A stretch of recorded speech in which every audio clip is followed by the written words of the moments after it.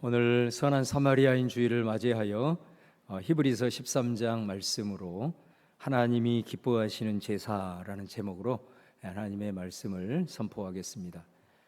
오늘 말씀에 보면 하나님은 이 같은 제사를 기뻐하시느니라 이렇게 말씀하십니다.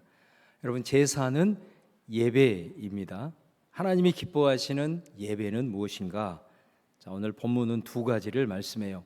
그 첫 번째가 오늘 봉독하지는 않았지만 15절 말씀입니다. 15절 말씀을 우리 함께 봉독하겠습니다. 시작. 그러므로 우리는 예수로 말미암아 항상 찬송의 제사를 하나님께 드리자. 이는 그 이름을 증언하는 입술의 열매니라. 자, 여기에 보면 찬송의 제사, 그 말은 찬송이 곧 예배다라는 그런 의미입니다. 찬송을 하나님이 얼마나 기뻐하시는지 우리 시편 69편 30절 31절입니다. 우리 같이 한번 이 말씀도 선포하며 같이 봉독합니다. 시작. 내가 노래로 하나님의 이름을 찬송하며 감사함으로 하나님을 위대하시다 하리니 이것이 속옷 뿔과 굽이 있는 황소를 드림보다 여호와를 더욱 기쁘시게 함이 될 것이라. 아멘. 구약의 시대는 제사를 드렸습니다. 그 제사에는 반드시 제물이 있죠. 보통 이제 짐승을 제물로 드리게 됩니다. 제사에게 있어서 제일 중요한 의식이 뭐냐면 짐승의 피를 이제 제단에 뿌리는 것입니다. 레위기에 보면 피는 곧 생명이라 그렇게 말씀했죠. 그래서 짐승의 피를 제단에 뿌린다라는 것은 거기에서 나오는 예배 정신이 뭐냐면은 예배는 우리의 생명을 하나님께 드리는 것이다 라는 것이죠. 그래서 우리가 하나님께 예배할 때는 전심으로 드린다. 내 마음도 반심, 반 드리는 게 아니라 전심으로 드리고 나의 한 주간의 모든 삶의 여정 전부를 하나님께 드리는 것이다. 이게 바로 예배의 의미입니다. 짐승의 피, 곧 생명, 나의 삶 전체를 하나님 앞에 올려드리는 그것이 바로 제사의 의미이죠. 근데 우리 하나님은 시편에서 그 피가 있는 황소 한 마리를 하나님 앞에 드리는 것보다 하나님의 이름을 높여드리는 것, 하나님을 찬양하는 것을 그것보다도 더 기뻐 받으신다 라고 말씀을 하고 있다는 거예요. 여러분, 하나님이 가장 기뻐하시는 그분이 내 삶 속에서 행하신 그분의 이름을 높여드리고 찬양하는 우리 사랑하는 성도들 다 되시기를 주님의 이름으로 축원합니다. 여러분, 우리 잘 아는 유명한 설교가인 마틴 로이드 존스 목사님이 사도행전 강의를 하셨는데 그 설교집이 우리나라 말로 진정한 기독교라는 책으로 번역이 되어 있습니다. 제가 오늘 이 시간에는 그 목사님의 이 설교를 잠깐 그대로 인용을 좀 해드리도록 하겠습니다. 찬양이 얼마나 엄청난 것인가를 이 말씀을 통해서 여러분들이 한번 되새기시기를 바랍니다. 내가 진정한 그리스도인인지 아닌지를 알아보는 가장 좋은 방법은 내가 하나님을 찬양하는가? 라고 묻는 것이다. 우리가 신앙생활이라고 여기는 것들 중에서 많은 것들을 마귀가 위조할 수 있다. 사도행전에 나오는 초대교회 성도들이 행한 사도들과 말씀으로 지속적으로 교제하고 성도들과 친교를 나누는 것이 내가 그리스도인이라는 것을 증명해 주지는 않는다. 이런 것들을 비롯하여 많은 것들을 마귀가 위조할 수 있기 때문이다. 정기적인 예배를 드린다고 해서 성찬식에 참여한다고 해서 이런 것들이 자신과 하나님과의 관계를 바르게 해준다고 생각하는 사람들이 있다. 그러나 그것은 착각일 수도 있다. 예배를 드려도 성찬에 참여해도 그것이 의미하는 바를 알지 못하고 중심으로 깨닫지 못하고 형식적으로 참여하는 경우가 있기 때문이다. 기도도 마찬가지다. 기도도 얼마든지 마귀가 위조할 수 있다. 얼마든지 기도하면서 바리새인과 같은 위선적 기도로 빠질 수 있기 때문이다. 그런 기도는 응답을 받지 못한다. 그러므로 기도한다는 것이 내가 그리스도인이라는 것을 100% 증명해 주지는 못한다. 마귀는 기쁨도 위조할 수 있다. 이단들도 때로는 사람들을 행복하게 해주는 것처럼 속이고 미혹한다. 마귀는 술과 마약을 통해서도 위조된 기쁨을 우리에게 줄 수 있다. 우리가 신앙 가운데 기뻐하는 것이 얼마나 중요한가. 그러나 그 기쁨마저도 내가 그리스도인이라는 것을 증명해 주지는 못한다. 심지어 그리스도를 믿는 믿음도 마찬가지다. 야고보서 2장 19절에 네가 하나님은 한 분이신 줄을 믿느냐? 잘하는도다. 귀신들도 믿고 떠느니라. 귀신들도 하나님이 한 분임을 믿고 그리고 그 하나님을 두려워한다라고 말한다. 더 나아가 마귀는 사람들을 설득하여 하나님을 믿게 할 수도 있다. 마귀는 자신의 목적에 부합하기만 하면 빛의 천사로 가장해서 하나님을 믿고 신앙이 깊어지도록 사람들을 미혹하고 독려할 수도 있다. 얼마나 충격적인 일인가. 그런데 마귀가 위조할 수 없는 것 한 가지가 있다. 바로 그것은 하나님을 찬양하는 것이다. 마귀는 절대로 하나님을 찬양하지 않는다. 마귀는 어느 누구도 하나님을 찬양하도록 만들지 않는다. 그래서 하나님을 찬양하는 것, 내 입술에서 하나님의 이름을 높이는 고백이 나오는 것은 내가 하나님께 속해 있다는 증거고 내 영이 살아있다는 표징이다. 이단들도 찬양이 있다. 그러나 그들이 찬양하는 것은 이단의 교주들이 대상이다. 모든 이단들이 찬양을 하는 것 같지만 그것은 하나님을 찬양하는 것이 아니다. 마귀는 어떤 일이 있어도 삼위일체 되신 하나님을 찬양하도록 하지 않기 때문이다. 그러므로 마귀가 위조할 수 없는 것 한 가지, 바로 그것은 하나님을 찬양하는 것이다. 찬양이야말로 내가 그리스도인임을 드러내는 가장 확실한 증거다. 할렐루야. 그래서 오늘 히브리서에서도 우리에게 권면합니다. 항상 찬송의 제사를 하나님께 드리라고 말씀을 합니다. 그런데 우리가 이 히브리서에서 말씀하시는 항상 찬송을 하나님께 드리자라고 하는 이 권면에는 정말 우리가 예사롭지 않는 상황이 전제되어 있다는 것입니다. 여러분, 히브리서가 어떤 성경입니까?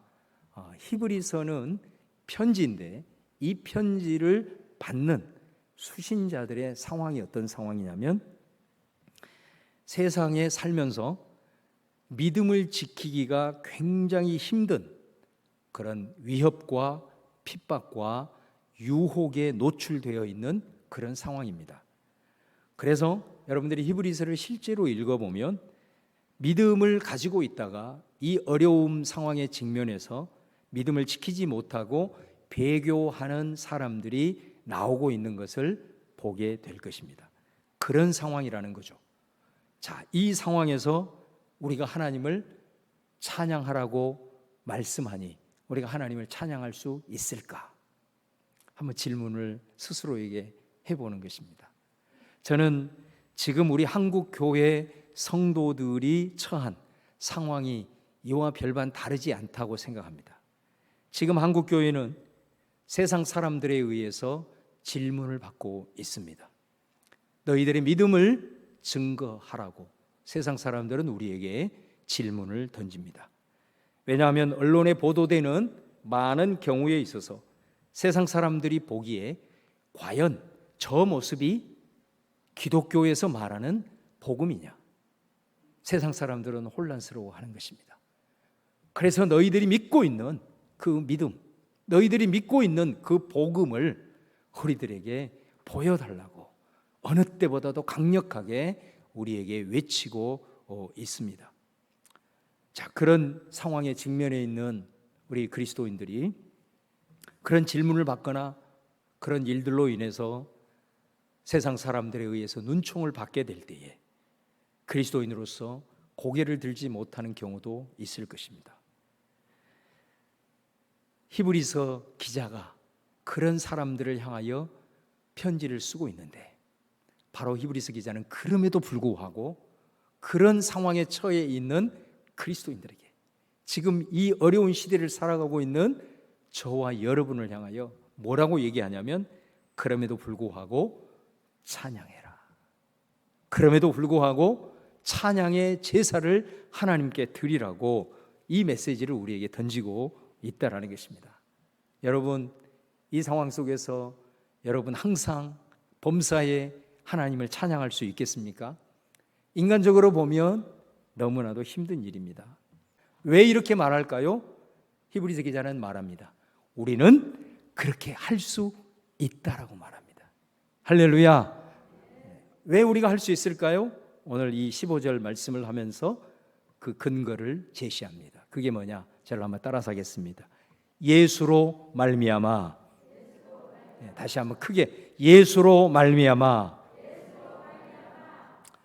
여러분, 이 말씀 앞구절 12절부터 이렇게 쭉 읽어보면 이런 말을 해요. 자, 예수님께서 성문 밖에서 고난을 당하셨다, 이렇게 말합니다. 그러므로 우리 그리스도인들은 예수님이 고난 당하신 성 밖으로 나아가자, 이렇게 말을 해요. 근데 우리로 하여금 성문 밖으로 나아가자라고 얘기를 하면서 단어를 바꿉니다. 성문이라고 표현하지 않고 영문이라고 표현을 해요. 여기서 영문이라는 것은 여러분들이 영어 성경을 읽어보시면 캠프라고 되어 있어요. 이 캠프라는 뜻은 뭐냐면 지금 성 밖에는 전쟁이 벌어지고 있다는 거예요. 캠프라는 것은 전쟁의 현장에서 지휘 통제하고 있는 일종의 막사를 가리킵니다. 그래서 우리로 하여금 우리는 성 안에 안주해 있지 말고 안전한 이곳에 있지 말고 예수님의 십자가가 있는 저 전쟁터로 나아가자라고 오늘 우리에게 얘기를 하고 있다는 것입니다. 여러분 한번 생각을 해보십시오. 예수님이 성문 밖에서 고난을 당하셨습니다. 그래서 십자가는 어디에 있느냐? 그곳에 있습니다. 십자가가 무엇을 의미합니까? 예수님이 고난 당하셨다는 것이 무엇을 의미하죠? 예수님이 십자가에 달린 그 광경을 한번 복음서를 떠올려 보십시오. 예수님은 그곳에서 온갖 조롱을 받으셨습니다. 핍박을 당하셨습니다. 그곳에서 무시당하셨습니다. 채찍에 맞으셨습니다. 온갖 모욕과 수치를 다 당했습니다. 이게 십자가입니다. 예수님이 성문 밖에서 그렇게 십자가에 달려 죽으셨습니다. 그러니까 우리로 하여금 성문 밖으로 가자, 영문 밖으로 가자라는 것은 바로 어찌 보면 여러분들이 지금 살아가고 있는 성 밖의 현실이 바로 그런 현실이라는 것을 의미하는 것입니다. 그렇잖아요? 우리가 지금 화려한 사운드와 이렇게 서로를 믿음을 인정해주고 서로 격려해주고 이런 믿음의 공동체 식구들이 모여있는 이 성 안에는 십자가가 없다는 거예요. 십자가는 어디에 있느냐? 성 밖에 있다는 거예요. 왜? 그곳에 가면 우리가 그리스도인인 것으로 인하여 때로는 조롱받잖아요. 핍박을 당하잖아요. 그리고 무시당하잖아요. 눈총을 받잖아요. 바로 그곳에 우리 주님이 함께 계신다는 거예요. 그래서 그곳으로 가자라는 거예요. 그러면서 뭐라고 얘기를 하냐면 성 안은 영구한 도성이 아니다라고 얘기해요. 이곳은 임시적이라는 거예요. 임시적이라는 거예요. 그런데 우리 그리스도인들은 임시적인 삶을 원하는 것이 아니라 영원한 영생을 원하는 사람이 그리스도인인 줄로 믿습니다.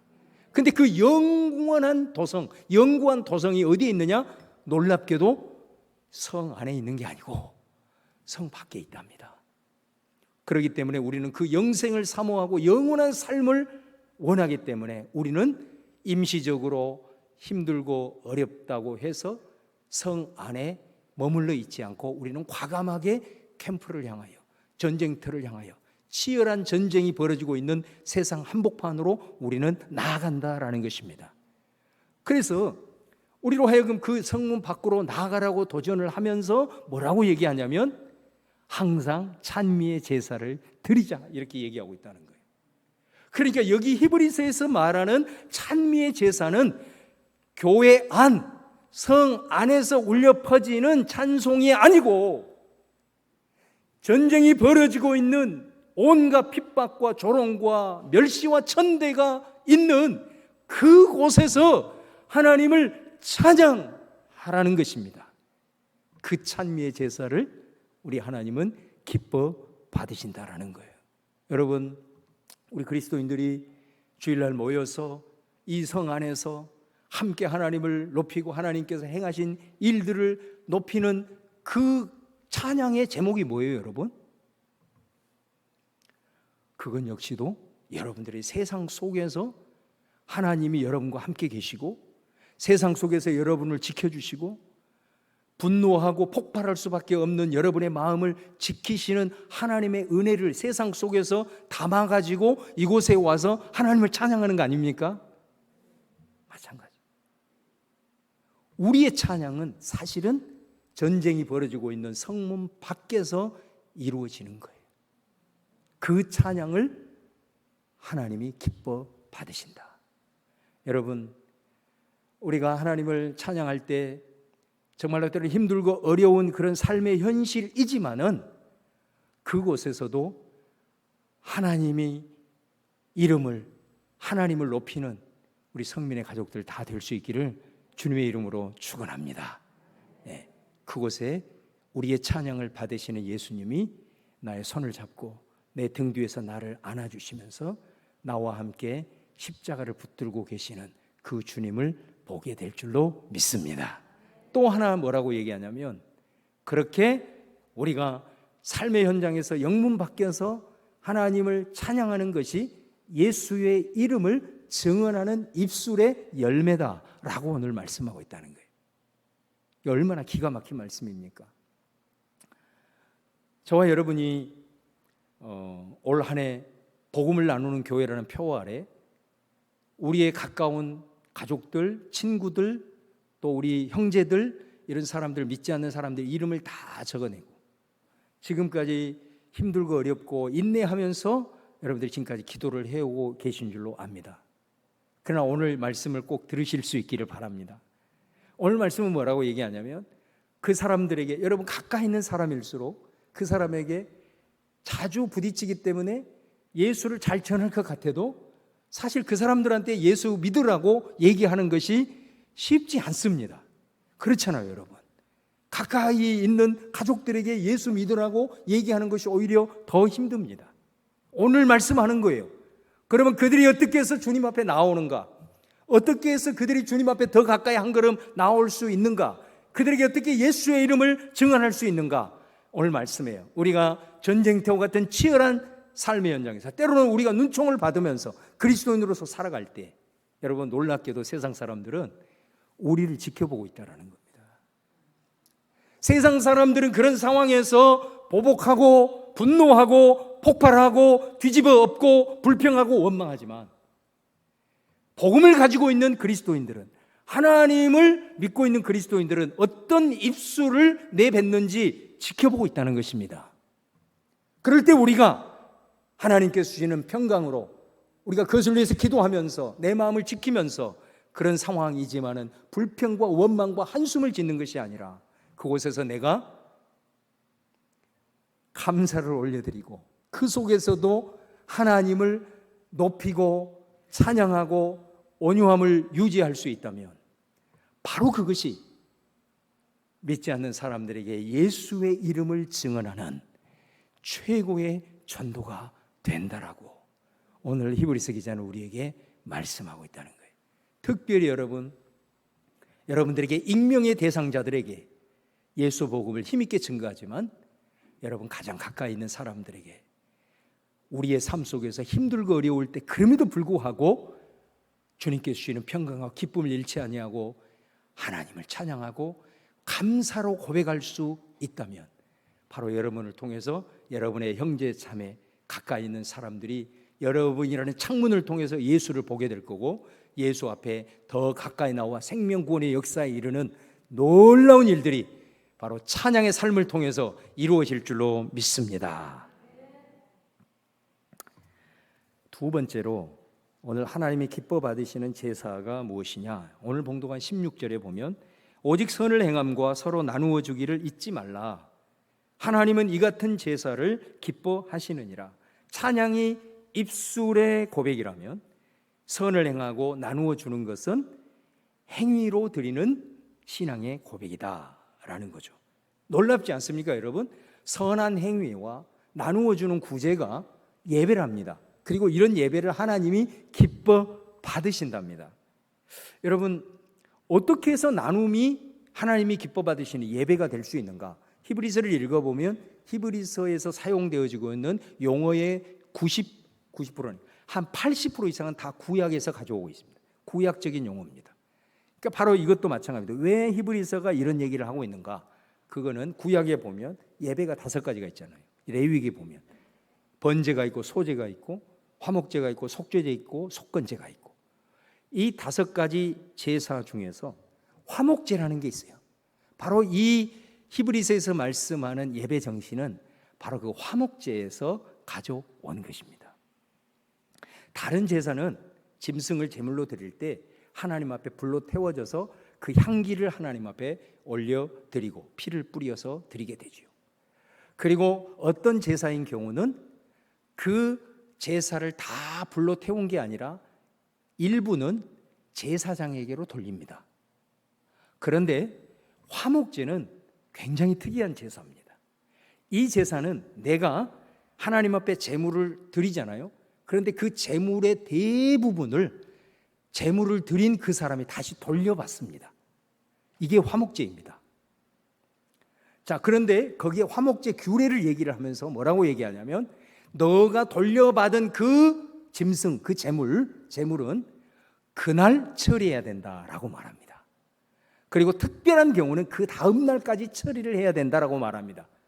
여러분, 우리가 하나님 앞에 예배 드리는 거, 하나님이 받으시는 예배가 있고 받지 않는 예배가 있죠. 우리가 아벨과 가인의 제사를 보면 알 수 있잖아요. 근데 그 화목제는 뭐라고 얘기하냐면, 네가 이 화목제 제사를 하나님께 드렸다 이거예요. 그런데 그 하나님이 너의 예배를 받으시는 것이 무엇으로 결정이 되냐면, 너에게 돌려받은 그 짐승을 그날 처리를 하면 네가 드리는 이 화목제는 하나님이 받으신 거고, 네가 그 당일날 처리를 하지 않으면 이 예배는 하나님이 받지 않으신 것이다 라고 규례를 설정하고 있다는 거예요. 그럼 여러분, 어떤 사람이 하나님 앞에 화목제를 드리면서 양과 염소로 드렸다고 생각해 봐요. 그러면 그 대부분을 하나님께 올려드리고 다시 내가 받습니다. 그러면 그 제물을 하나님이 거룩하게 드렸기 때문에 버릴 수는 없어요. 처리해야 돼요. 그걸 어떻게 처리를 할 수 있을까요? 혼자 먹어서 처리할 수 있을까요? 가족들 안 돼요. 적어도 몇 명의 이웃을 초청을 해서 함께 먹어야만이 이 제물을 그 당일날 처리할 수가 있는 거죠. 그런데 이걸 내가 황소를 드렸어요. 하나님 앞에 황소를 드렸는데 그 화목제를 하나님이 받으시려면 그 당일날 이 황소가 없어져야 되는데, 그럼 어떻게 해야 될까요? 그때는 마을 잔치를 벌여야 돼요. 그러잖아요. 마을 잔치를 벌여야 그 황소가 그날 없어지는 거예요. 뭐를 말합니까? 이 화목제의 예배 정신이 뭐예요? 나눔이에요. 나눔. 그걸 말하는 거예요. 그래서 그 화목제 예배 정신을 가져와서 히브리서 기자는 말하는 거예요. 바로 나누고 베풀고 구제하는 것이 예배다. 하나님은 그 같은 예배를 기뻐하신다라고 말씀을 하고 있다라는 것입니다. 여러분, 마태복음 25장에 보시면 우리가 너무나도 잘 아는 이게 종말 비유잖아요. 마지막 우리가 죽었을 때나 아니면 예수님이 재림했을 때 마지막 심판대 앞에 섰을 때 벌어지는 일이거든요, 이게. 근데 거기에 보면 25장 35절에서 36절 말씀에 예수님이 이렇게 얘기를 하는 거예요. 내가 줄일 때에 너희가 먹을 것을 주었고, 내가 목마를 때에 너희들이 나를 마시게 했고, 내가 나그네 되었을 때에 나를 영접해 주었고, 병들었을 때, 헐벗었을 때 옷을 입혀줬고, 병들었을 때에 돌보았고, 내가 옥에 갇혔을 때 너희들이 문 안으로 와 주었다. 이렇게 얘기를 하는 거예요. 그러니까 이 사람들이 깜짝 놀란 거예요. 그러면서 그 주님께 이렇게 반문을 하는 겁니다. 37절 이하에 보면은 의인들이 대답하여 이르되 주여 우리가 어느 때에 주님께서 줄이시는 것을 보고 대접했고 목마르신 것을 보고 마시게 했습니까? 나는 주님이 그렇게 헐벗은 적도 본 적도 없고 그렇게 한 적도 없다는 거예요. 어느 때에 나그네 되신 것을 보고 영접했고 헐벗으신 것을 보고 옷을 입혔습니까? 어느 때 병드신 것이나 옥에 갇히신 것을 보고 내가 찾아 뵈었습니까? 이렇게 얘기를 하자. 우리 예수님이 그들에게 뭐라고 얘기를 하냐면, 자 40절 말씀 같이 봉독합니다. 시작. 임금이 대답하여 이르시되 내가 진실로 너희에게 이르노니 너희가 여기 내 형제 중에 지극히 작은 자 하나에게 한 것이 곧 내게 한 것이니라 하시고, 예수님이 뭐라고 하냐면 어차피 우리 주님은 하늘로 승천하셔서 영으로서 우리 가운데 좌정을 지금 하고 계시잖아요. 그런데 너에게 어떨 때는 헐벗은 자의 모습으로 우리에게 다가온다는 거죠. 어떤 경우에는 학대받은 자의 모습으로, 어떤 자는 가난한 자의 모습으로 이렇게 오게 될 때에 너희들이 그 지극히 작은 자를 선대해 주었다. 그들에게 너의 것을 나누어 주었다. 바로 그것이 내게 한 것이다. 이렇게 말씀을 하고 있다는 거예요. 여러분, 이게 언제 예수님이 이 말씀을 했냐면 종말에 대한 심판에 관련된 비유라는 말씀이에요, 이게. 그러니까 이 말씀은 이런 의미예요. 지금 이 말씀 전에 또 한 말씀이 있는데 그거는 이제 악인들에 대한 말씀이거든요. 그러니까 이 말은 무슨 말이냐면 어려운 이웃들을 향하여 네가 베풀고 나누고 이렇게 구제하지 못한 그런 사람들은 전부 다 주님의 왼편으로 해서 지옥으로, 그리고 나누고 베풀고 이런 사람들은 예수님의 오른편으로 해가지고 그 사람들은 천국으로, 그 말이거든요 이게. 그럼 우리는 질문을 해요. 우리가 구원을 받고 천국에 가는 것은 믿음으로 가는 게 아닌가? 행위로 가는 건가? 그렇게 질문할 수 있어요. 맞아요. 우리가 구원을 얻고 하나님 나라 가는 것은 믿음인 줄로 믿습니다. 근데 이 말씀은 어떤 의미냐면요, 여러분, 내가 어떤 사람 앞에서 나 너 정말로 믿어. 그런데 실제로 뒤돌아서서 그 사람 뒤통수를 친다고 생각해봐요. 이런 경우는 우리의 삶에 얼마든지 있을 수 있어요. 그 사람이 나 너 믿어 라고 하는 그 믿음의 말이 사실입니까? 그것은 믿음이 아니에요. 그것은 거짓이에요. 우리가 입술로 하나님을 믿습니다, 나는 주님을 믿습니다, 믿습니다 했는데 네가 정말로 나를 믿느냐? 우리가 주님께 믿음을 표현하는 많은 것들이 있습니다. 그 중에 하나가 뭐냐면요, 선을 베풀고 구제하는 거예요. 왜냐하면 이거는 하나님을 향한 믿음이 없이는 쉽게 할 수 있는 일이 아닙니다.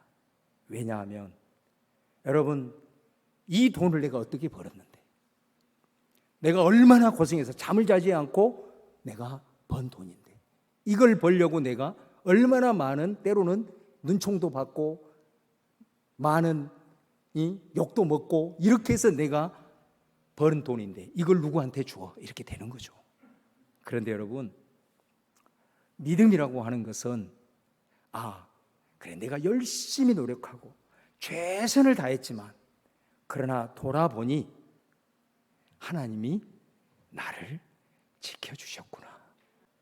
우리 자녀들, 그리고 어려운 상황 가운데 있을 때 하나님이 피할 길을 내시고 우리의 창고를 지켜주시고 새는 것 막아주시고, 이런 것들을 믿음의 눈을 열어서 하나하나 돌아보면 내 노력으로만 된 게 아니구나, 이거 하나님이 내게 은혜를 주신 거구나, 하나님이 나를 지켜주셨구나, 하나님이 나를 채워주셨구나, 이 주님에 대한, 살아계심에 대한 믿음이 내 안에 있게 되면요, 우리 지갑 열 수 있습니다. 액수를 떠나서 어려운 이웃들에게 구제할 수 있는 거예요. 그거를 말하는 거예요. 마지막 날 주님 앞에 섰을 때 나 주님 믿었습니다, 믿음을 증거하는 수많은 것들이 성경에 나와 있는데 오늘 이 종말 비유에서는 그 중에 하나를 얘기하거든요. 너 정말 나 믿었냐? 내가 너의 삶을 책임지는 거, 네 자녀들을 붙들어 주는 거, 네 창고를 세게 하는 모든 것들에 대해서 내가 너와 함께 했는데 너 그 하나님, 그 아버지 되심을 믿었니? 그 믿음의 표징이 뭐니? 그 증거가 뭐니? 저는 여러분이 우리가 주님 앞에 마지막 섰을 때에 이 주님의 질문 앞에서 주님, 나 정말로 주님 믿었어요. 나 정말로 주님, 내가 적은 믿음일 수 있어요. 주님이 원하시는 큰 믿음이 아니었을지라도 나 그래도 적은 믿음이라도 갖고 있었어요 라고 주님 앞에 담대하게 말씀드릴 수 있는 우리 성민의 모든 가족들 다 되시기를 주님의 이름으로 축원합니다. 여러분 저 많이 좋아하시죠? 이쪽 동네는 별로 안 좋아한 모양이에요. 여러분이 저를 굉장히 좋아하는 것은 저는 알아요. 제가 착각일 수는 있는데 저는 압니다. 그런데 여러분이 좋아하는 이유를 알았습니다. 그 이유가 뭐냐면요, 헌금 설교 안 하니까 저를 좋아한다는 사실을 최근에 알게 되었습니다. 그런데 오늘은 해야 되겠습니다. 다른 것은 몰라도 여러분, 선교하는 것 그리고 구제하는 것은 하셔야 합니다. 저는 에스겔 말씀을 읽을 때마다 항상 목회자로서 두렵습니다. 내가 하나님 앞에 갔을 때 진리 가운데 있는 말씀, 사람들 눈치 보고 증거하지 않은 것에 대해서 하나님이 나를 책망하면 뭐라 할까? 저는 항상 그 생각을 합니다. 선교하고 구제하는 것은 액수를 떠나서 여러분 지갑을 여셔야 됩니다. 반드시 하셔야 됩니다. 믿음의 문제입니다. 우리 선한 사마리아인 주일 오늘인데요, 제가 아까도 광고 때도 얘기했지만 이 선한 사마리아인 주일을 우리가 당회에서 제정을 하고 우리 재직회에서 선포할 때 규칙을 정했습니다. 이거는 절대로 경상비에 넣지 않는다. 여러분들이 이 선한 사마리아인 주일 때 드린 헌금은 선교하는 데도 쓰지 않는다. 교육하는 데도 쓰지 않는다. 목회자 사례비로도 가지 않는다. 이거는 단 1원도 오직 지역사회 구제를 위해서만 사용한다. 그렇게 결정을 했습니다. 너무나도 소중한 헌금이기 때문에 그렇습니다. 그래서 우리가 이걸 제정하고 올해 2회째 맞습니다. 여러분 오늘 사역 보고를 보십시오. 우리가 마중물처럼 하나님 앞에 작게 드렸음에도 불구하고 우리가 감당할 수 없는 하나님께서 열어주시고 일들을 통해서 하나님께서 직접 이 놀라운 일들을 행하셨던 것을 보게 됩니다. 올 한 해도 하나님께서 역사하셔서 우리의 작은 하나님 앞에 흉내내는 믿음일지라도 우리 하나님께서 함께 하셔서 우리 지역 사회를 위해서 귀한 구제 사역이 잘 감당할 수 있기를 바라고, 또 우리 모두가 이 힘든 어려운 시대이지만은 우리 함께 마음을 모아서 작은 정성을 주 앞에 올려드리는 그런 믿음의 역사들이 우리 교회 가운데 있을 수 있기를 주님의 이름으로 축원합니다.